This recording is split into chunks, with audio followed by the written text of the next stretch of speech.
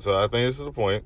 I will also express that I think sometimes generalization of social narratives can be a little dangerous. While I do agree that more men can be successful when it comes to marriages, I don't just say that because they're married. I think it has a lot to do with the partner selection, the placement of values, what's important, are both sides being met with the things they need, etc. Because there's a lot of people who are married on both sides who aren't necessarily benefiting from the marriage. In fact, that there's a lot of people I would argue are more unhappily married, and when you get to the significance of that, it can make it a little dangerous because again, it's not necessarily benefiting just because you're being married, right? Yes, marriage should bring stability.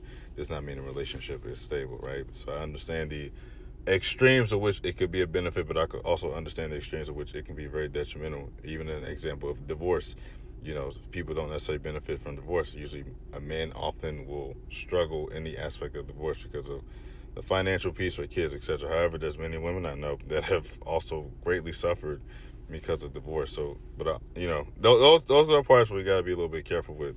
It can benefit men, but it also depends on the partner, like the partner selection. Again, a lot of that matters because if we go into social narratives, I would express that many men aren't expressed at a young age to be married. Women are, right? It's a social construct, which is why it's usually more of a pressure behind it, right? So I think it just really matters on who the person is, how the marriage is being done, and also the needs and values connecting. So I appreciate the point, but I think that sometimes those narratives on one side can make things a little dangerous.